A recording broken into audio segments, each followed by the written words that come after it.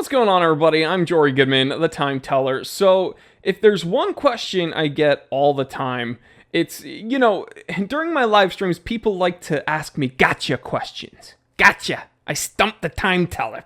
I cannot be stumped. I am Megamind. I am just the most boss baby of them all, so nice try trying to stump me. It'll never happen. Point being is, one hypothetical that I get all the time is people being like, hey, is there watch from a watchmaker you hate, but gun to your head, you had to pick a watch from that watchmaker? Or, oh, all your cats were tied up and they were put on a train track and a train was coming, but you had to wear a watch from a watchmaker you hate. What would you choose? You have to choose one. And they think everything gets weirder and weirder and the stakes get higher and higher. And essentially you guys want to hear me admit that I like a specific watch from a watchmaker that I regularly complain about. All right, so I've compiled 7 watches that I'll consider guilty pleasures, watches that I actually enjoy from watchmakers I absolutely just abhor. That word has whore in it. I remember when I learned about that word in I think it was 2nd grade, I learned the word abhor. Mr. Steenhook's class, he said it. And I already knew what the word whore meant. And I thought it was really, really funny. And I was laughing. He was like, Mr. Goodman, what do you find funny about that word? And I was like, it has whore. And before I could finish even saying it, he was like, in the hallway now. Leave the classroom. I didn't do very well in school, guys. It is 5:58 p.m.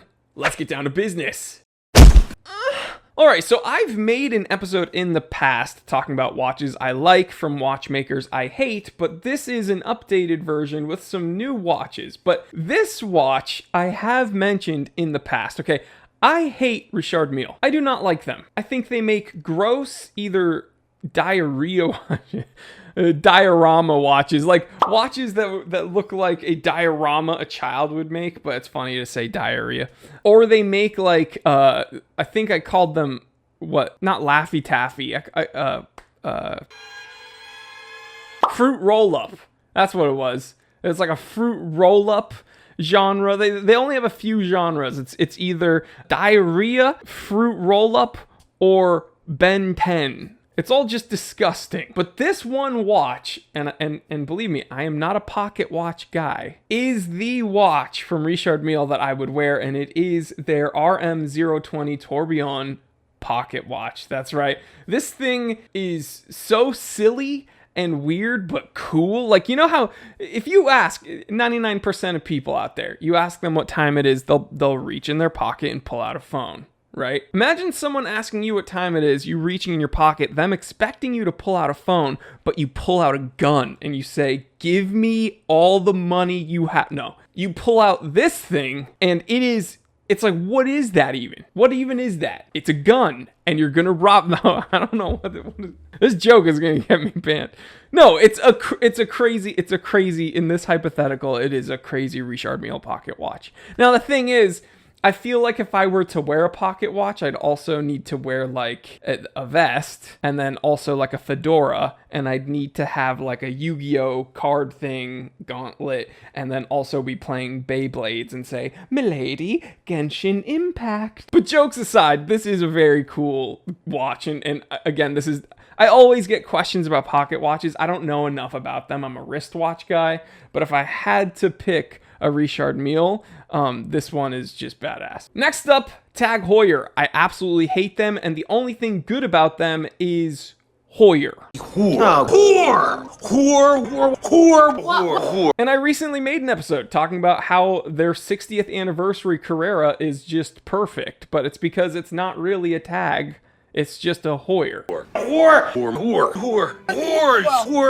So we don't need to spend much time on that. You can go ahead and watch this episode up there, and I talk about that watch and why it's just incredible. Now, this next watch I want to talk about, it's from a company that I don't know if I'm allowed to say I hate anymore, because they've been doing a lot of things I really like. Tudor. I don't know if I can even say that I don't like Tudor anymore. I think I like Tudor now because the Tudor Ranger and then the Pelagos I've always liked, but then they downsized the Pelagos, and I think that's cool too. So, and then the North Flag I've always liked. So can I really hate them? Because in 2022 they came out swinging, baby. But I gotta pick it because I need content. So I'm gonna say, out of a company I haven't always been on good terms with, the Tudor Ranger just blew me away. Got to clip the review. Now, at the time of filming, I've spent about 2 weeks with the watch, and I can tell you I'm incredibly impressed. I hate saying that I like this Tudor as much as I do. That's right, I got to wear one for like a week, and it was awesome. And it's just really cool watch. Next up, a watchmaker I rarely talk about. In fact, I mentioned them recently about probably why you shouldn't buy one if you're looking for value retention. Bremont, this British watchmaker. They're typically way overpriced for what you get, okay? And I stand by that. And that's why I really don't like them. However, their Bremont GWT, or Gurkha Watch Trust, which gives, in their words, a generous donation. It's funny, so they don't even have to specify what their donation is, but a generous donation to the Gurkha veterans and widows. So that's badass, and it has their Gurkha weapon cross blades on the second sub dial. I think it's just a really cool watch. Chocolate dial with bronze case. I believe you are getting a 100-meter water resistance rating. Really cool watch. Really cool homage that it's paying to the Gurkha fighters. It's the Gurkha broadsword. Again, they have one in stainless steel, I believe, as well. But this one with the chocolate dial and the bronze is just a standout piece for me.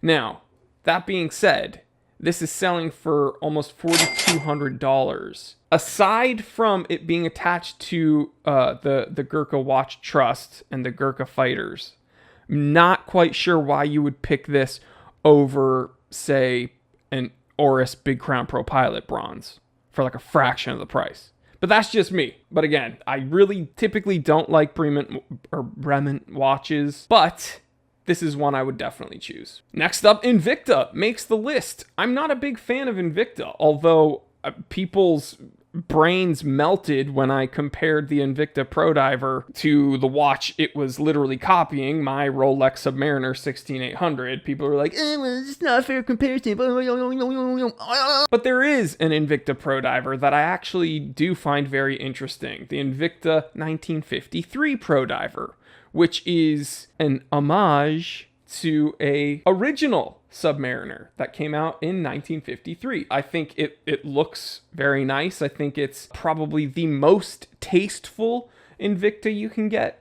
It's the least Invicta aside from it being a Submariner homage, But it's not a lot of money. It's tasteful. It is a solid watch from all the reviews I've seen of it, and I still have yet to get one in the office. If any one of my viewers has one that wants to send it to me for a little while so I can review it and say something nice about Invicta, hey, send it over. Gato, please put up the warning. My mom has to not watch this episode anymore because here's where we get demonetized. The Ulysse Nardin Classico Manara manufacture 40 millimeter. All you need to do is Google Ulysse Nardin mermaid and you'll see why. But there's a specific dial that I like, okay? They've done a bunch of these dials, but there's one that I look at it and I'm like, man, she's just like me for real.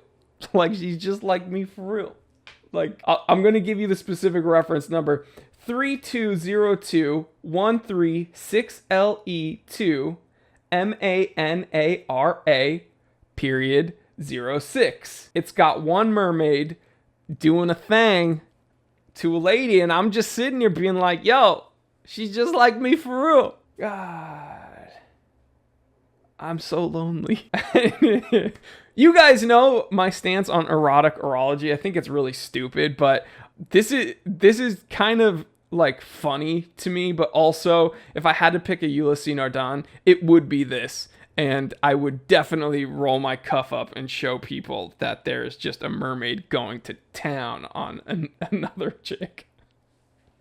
Oh, Gato, do as little censorship as you can. Like, as little as you can. Hopefully, this is late enough in the episode that the YouTube moderators won't notice. Limited 10 pieces. I should have made it 69, though. Even though it's not technically 69, but it's halfway there. We're halfway there. And last but not least, Hublot. I'm gonna make this joke one more time. I'll probably make it like 1 million more times throughout my life. You blow your money away when you buy Hublot.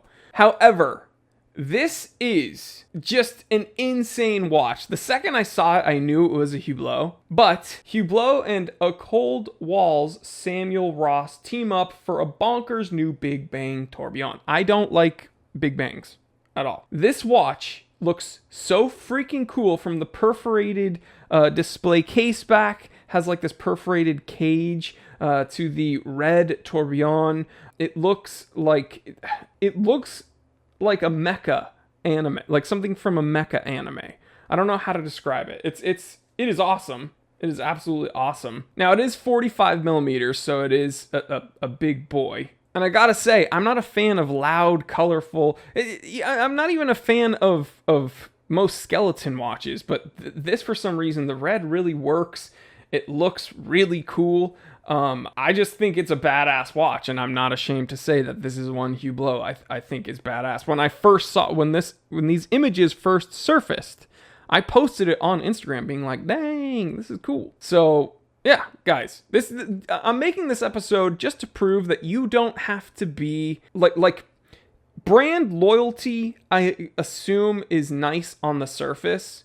But for instance, just because Cartier is one of my favorite watchmakers of all time doesn't mean I can't be critical of Cartier and how they make often too many watches and their resale value just absolutely tanks. No pun intended, Cartier tank. And also, on the flip side of that, just because I say I hate Hublot doesn't mean that there isn't one I can find very, very intriguing and fun. So you don't have to be like totally set in stone with your opinions. Just be open-minded, have fun. That's what makes the watch world go round. Everybody can just like a watch regardless of the brand, right? I love Rolex. There's a whole lot of Rolexes I wouldn't touch with a 10-foot pole.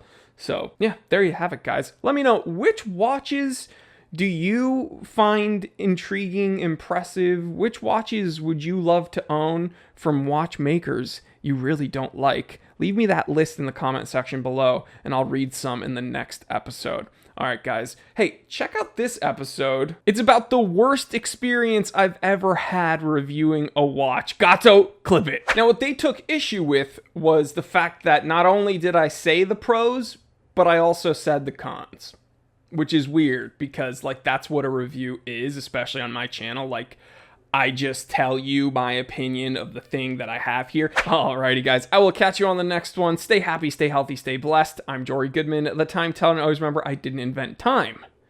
I just tell it.